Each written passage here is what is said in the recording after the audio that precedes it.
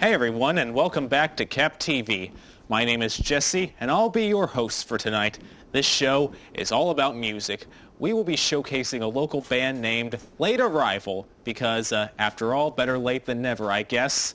And also debuting a short documentary about entering the music industry. We will be right back after this message.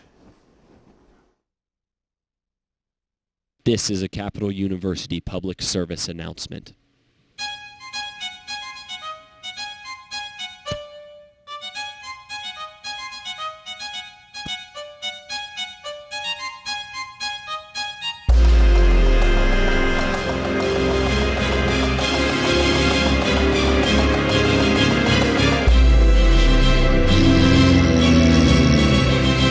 No Hall Sports.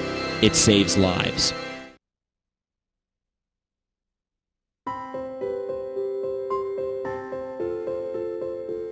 The idea that I can be a part of a solution for something, for somebody. It's an amazing thing. And now every day you feel so good to be able to come in here and help folks. You see the impact of what you're doing every day because you see these people every day. And we're back. Today we will be showcasing a local band here in Columbus, Ohio named Late Arrival. They're an up-and-coming band that is getting a lot of attention. Let's hear from the members. My name is Wesley Triplett, and I am the guitarist for Late Arrival.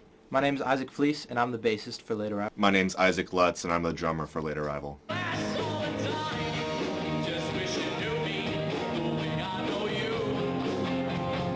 We started playing just for our friends mainly. We rented out a shelter in like our local park, and we just had a concert in like 40-degree weather in November.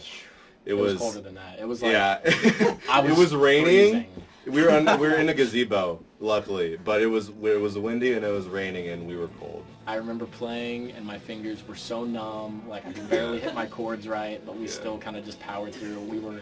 I had like 6 layers on. Kind of as the year progressed, as the school year came on, we started kind of trying to lock in more. We played at the school talent show, which was a blast. We only played one song. We played "I Bet You Look Good on the Dance Floor" by Arctic Monkeys. And that was like mainly the first year. Yeah. And then I don't think that was year one. That was kind of it. And then once summer hit, college started for me and Isaac, and then all the other guys that were in our grade, they started. I mean, they were out of town, so we really weren't able to practice anymore together. We weren't able to play anymore. I remember Lutz talking to me, and he was like, "Hey, like I know another guy. His name is also Isaac, and he's really good at bass. We could probably have him come play with us." Yeah. And I was like, "Yeah, let's try it out." And things really just hit off. Things hit off really well with all of us. We can play full set lists now of our own stuff, which is dope. We still like to play covers though. Like, there's no shame in that. We connect. More people can connect with covers because they've heard that before. Since we're a smaller band. Yeah. I have kind of tried to step up and be like, not like management, but like say like, this is what we need to do. Here's how we're going to do it. I'm a very business-minded, business-oriented person, and I know that as a band, we need to be able to not only have music that sounds good, but perform in a way that people are going to remember us. Caleb does a really good job. He's got stage presence, all that, to the nines. He's really great at it, and we kind of take that and make it our own. So we're like, okay, so this song, what's kind of our thing? We do this thing every concert where we take, we have little heart-shaped sunglasses that we buy from Amazon, and we'll get paint markers and we'll just write stuff all over them. We have a song called Lovely Eyes that Caleb wrote, so that kind of goes with that. But at this point, it's kind of evolved into we kind of just write whatever on them, and we just hand them out at the beginning of every show. People love it. People get real involved with it. A show can be stressful. I get like so nervous, especially when we step on stage, so we kind of have to bring that energy from the moment in to the moment out. We huddle up. We huddle up. It's so a show, I think like it usually is, we start out anxious, and I think we all speed up. Yeah. But then like the middle of the show, we are like locked in. Like those songs never get as good as that.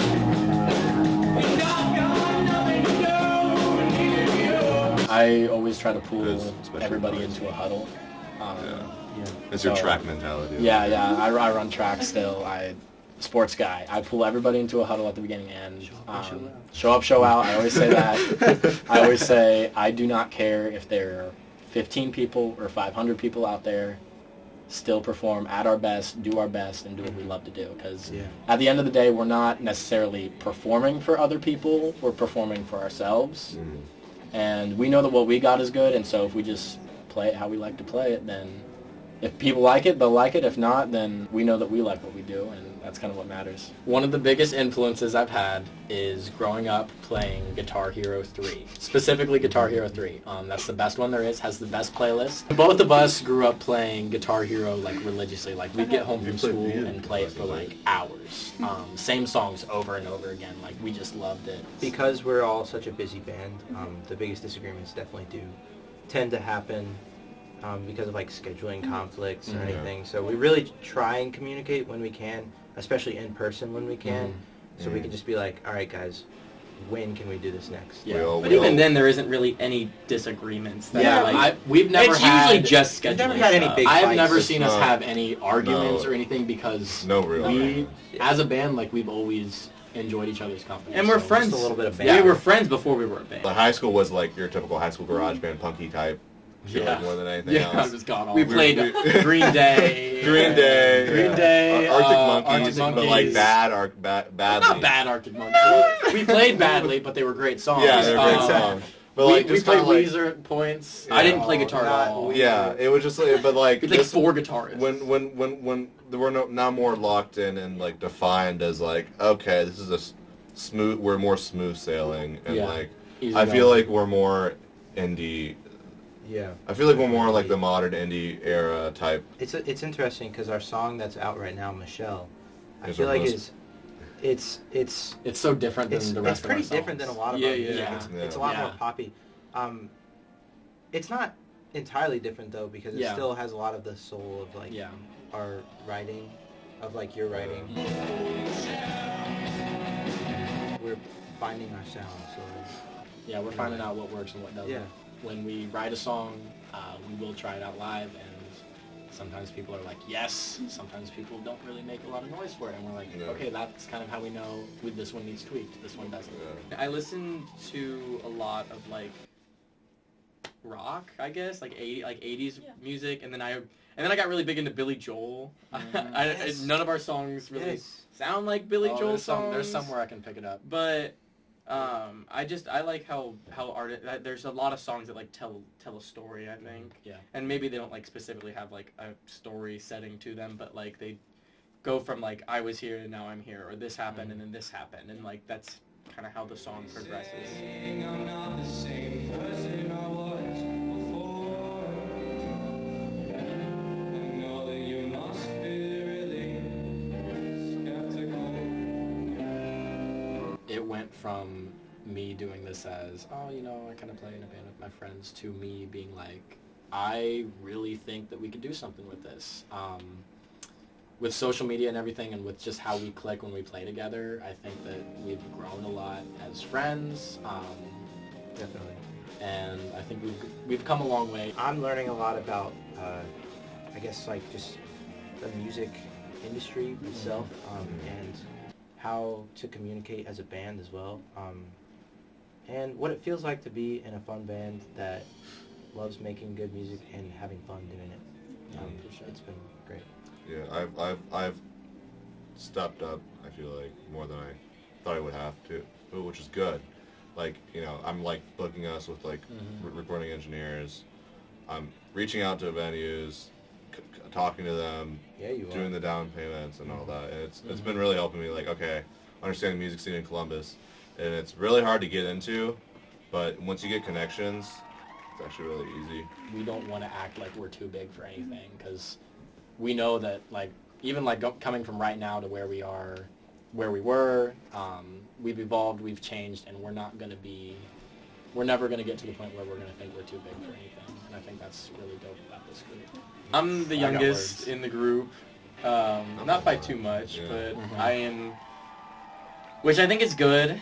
I mean, I get I'm not probably not as mature as they are, but I'm also like It's fun. Probably the more wild one, which kind of helps that That's I'm for in sure. the front, drinking That's like for sure. 8 energy drinks, and then going up on front of a stage in front of people is kind of nerve-wracking, especially like from the first show that we did in like the middle of January where it was like freezing cold. We were outside. Yeah. November. And we just kind of stood there and sang and played, and people just kind of sat and watched us to like moshing with people, throwing things off stage, like breaking items. Big motion. Not on purpose. At one point, he grabbed somebody from the audience and was like, And had them play guitar. I had so them, cool. It's I, so oh cool. my god! I forgot I did this. I gave them my guitar, and then I was like, just strum, and I'll play the notes. And so I was playing the notes, and they were strumming. Oh. After that, like, getting out, I'm like drenched in sweat, and I'm like, Yeah. man, I'm like dead tired, but like I was had a worth great, it. great time doing it. You Mhm. know, it's really fun. we try to get the people involved, Yeah. get the crowd involved. People love that. They go crazy. I think that Yeah, even for if, sure. as a band, we don't perform a song super well, I can trust that all of us are going to have a great time, and this guy right here is going to show up and do what he does best, and that's perform. Being a frontman, he's insane. Yeah, I hate the songs I've written. I don't like any of them.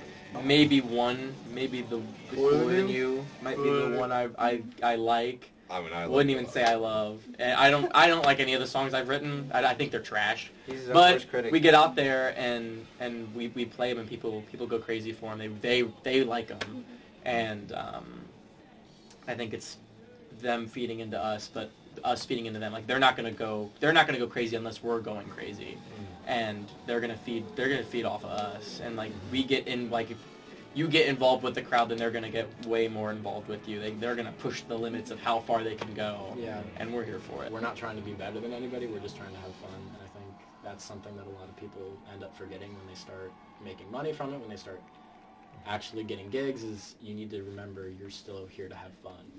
You're doing what you love to do, and that's what's the most important. Thank you. We're a late arrival.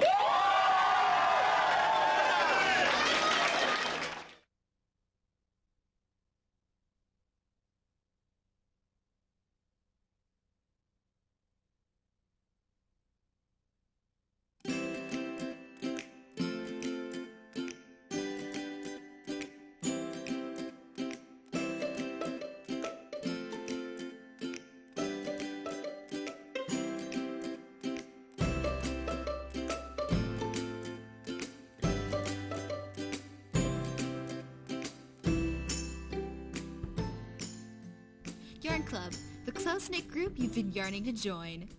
Before joining Phi Beta, I was quite shy. Phi Beta has given me some of the most amazing friendships I could have ever asked for. It's a really beautiful thing that people can use their different art forms together collaboratively and to make something really awesome.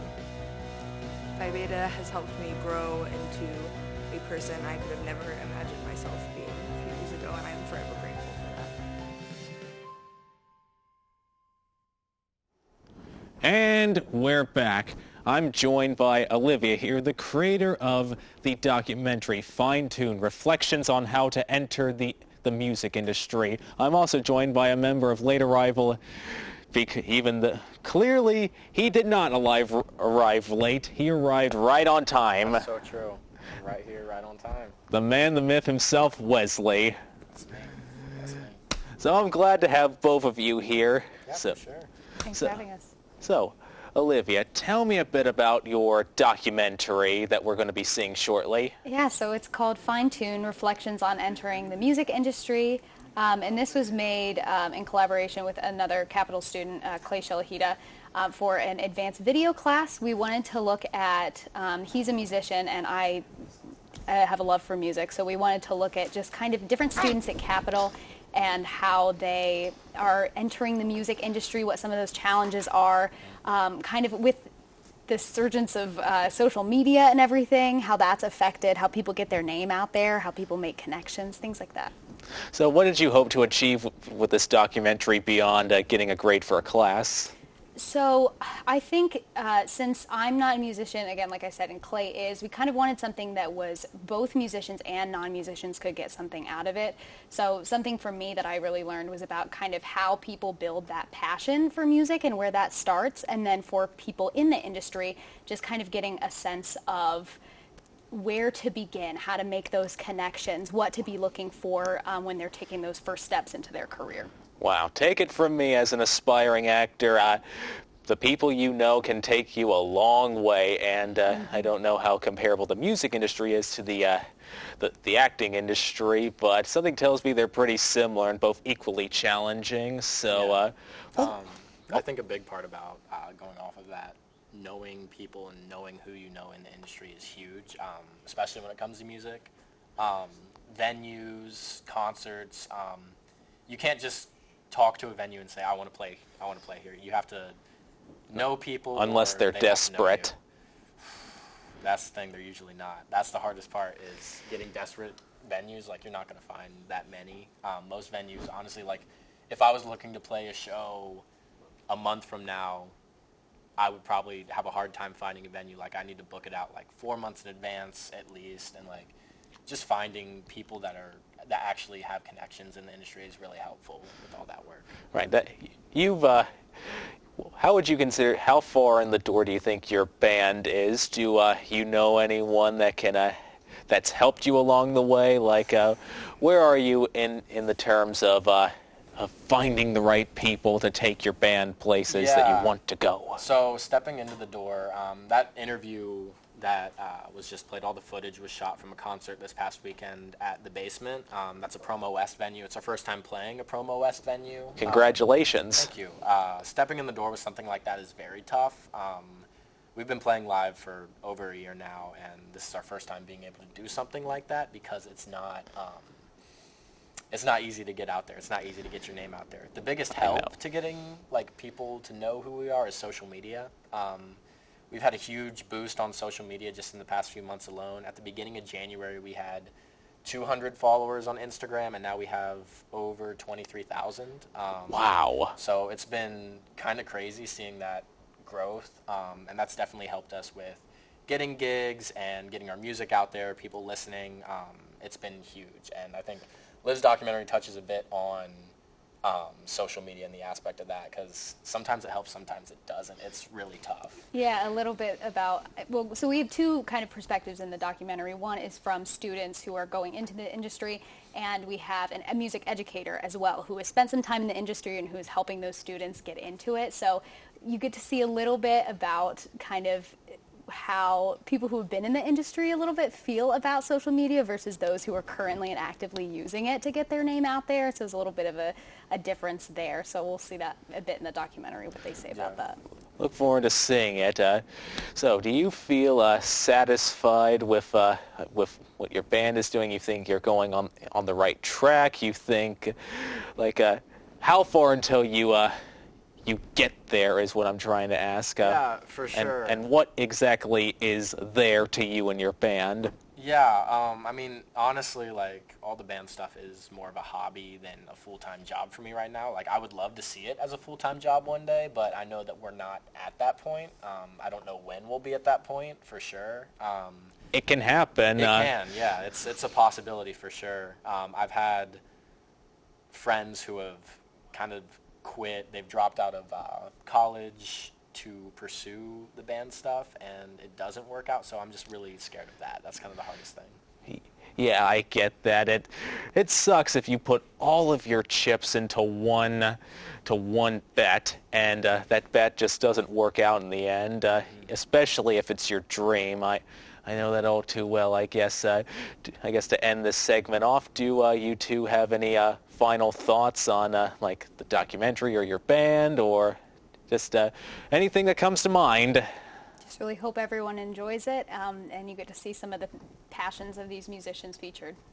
Yeah, for sure. I think Liv's documentary is so interesting to watch, especially as a musician. Like, you can watch it from the standpoint of a musician or somebody that's not in the music industry, and you can learn a lot from it. It's really helpful, but I'm excited to watch.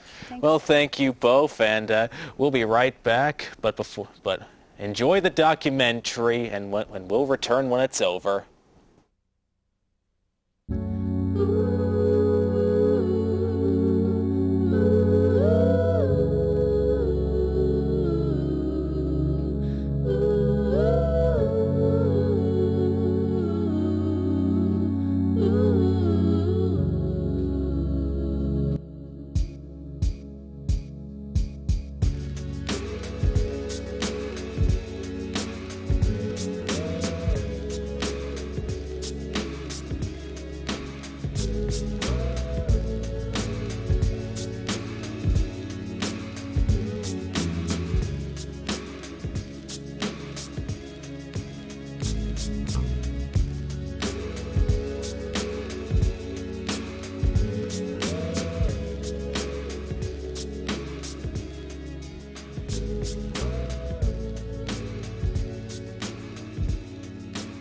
I was doing tech stuff, and I was concerned as to why it wasn't always giving me that like super giddy, like I'm playing music feeling. And I was like, wait a minute, why am I not getting that rush of like making art when I'm doing all of like the practical, annoying stuff that I have to do for my degree? And then I realized that it's okay for those two things to be separate. Just because I'm in the music industry doing audio technology and there is art and creativity involved in that, that doesn't mean that I have to be creatively and artistically fulfilled to the nth degree just doing that. In the past, what I dealt with was I was playing a lot. I was a professional musician in every way, gigging 6-7 nights a week, but oftentimes I would go home and just feel so drained or so unfulfilled that I wanted to quit. I was using my talents and my artistry, which is so tied to my self-confidence and self-esteem, and I was using it in ways that wasn't gratifying me or filling my cup. It's sometimes you feel you have those burnout times where you're not creating, but I think living life is a part of the creation process in itself. There's multiple times where something big happens and you're like, I'm going to make some art out of this. so it's just one of those things where it's like, even when you're not creating, that preload of what comes next is always there. I've always been a theater kid. That's what my job outside of Cage of the Cool Nerd stuff is. Theater productions, running audio, engineering, studio work, whatever. I'm proud that I could be everywhere. There's all these avenues, and what we need to figure out is what hat do I want to wear? You know, I always say it's not about figuring out what you want to do, it's what you don't want to do. The more you start saying no to something, it actually means you're saying yes to yourself.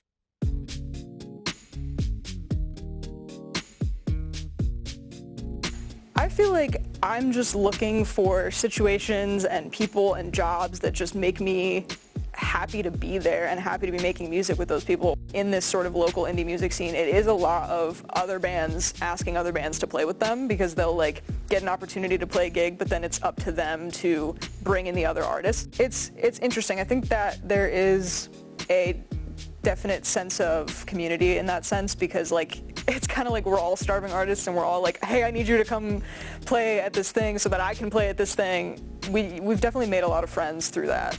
Do I believe that you need a music degree or any degree to be successful in the industry? Obviously not. But what getting a degree at a great institution gives you, again, is access to a community of like-minded peers that those relationships are going to follow you forever. I actually had no intention or like I wasn't looking to find a band or anything. I wasn't even thinking about it. But I became good friends with a couple of my fellow tech majors in my grade, and Hope, our front woman, was asked to do like a solo show, and she wanted a real live band for it, so she knew that I played guitar and asked if I would play for the show, and I was like, of course. And we like did a bunch of rehearsals for that, and then throughout that process I was like, wait a minute, I actually want to keep doing this. And then I officially joined. I think collaboration makes the art better because the things I lack, I know people that can enhance. What got me into actual making music, me and my best friend in high school, they had a studio in their basement, and we would just be down there for hours just making random stuff. And then we started taking it seriously, and then it just kept going, and it turned into the Cage of the Cool Nerd stuff.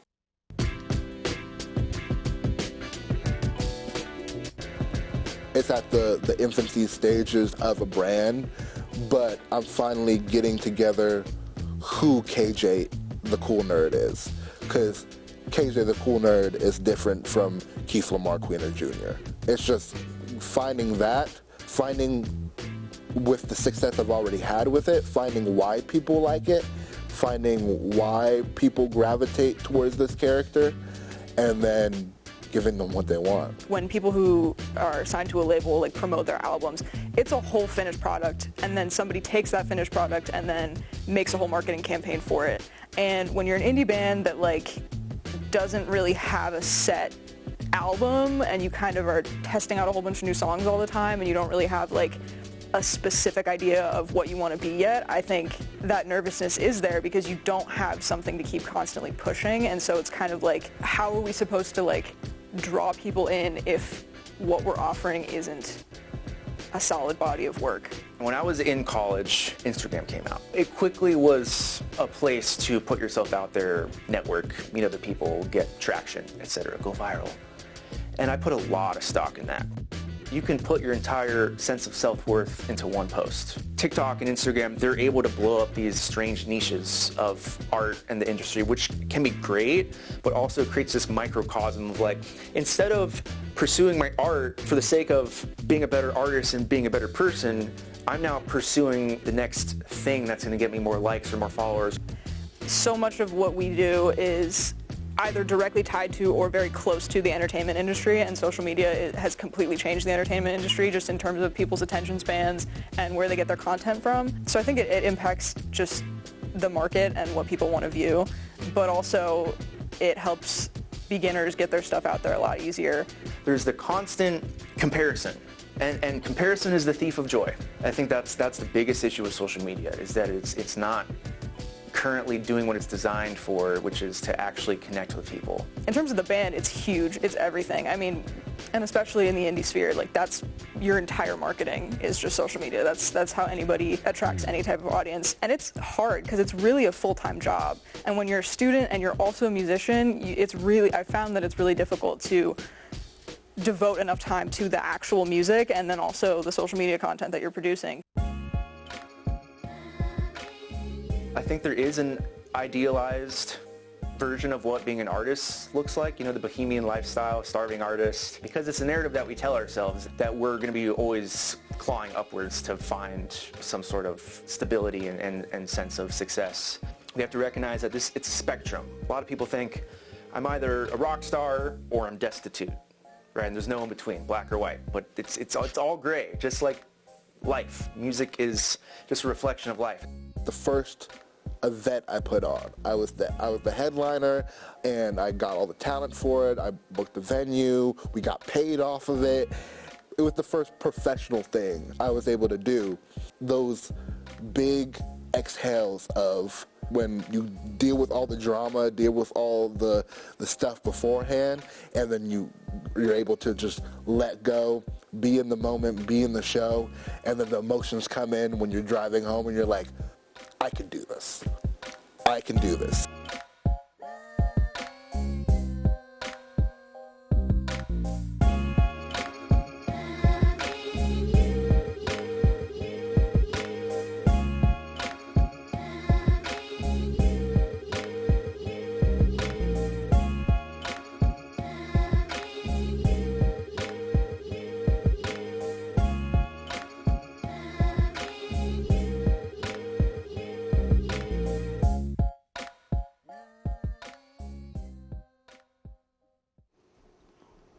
Well, that was pretty good. That's a wrap for tonight's show, ladies and gentlemen. Big thanks to Late Arrival, who arrived on time for today. And don't forget to check out their latest track.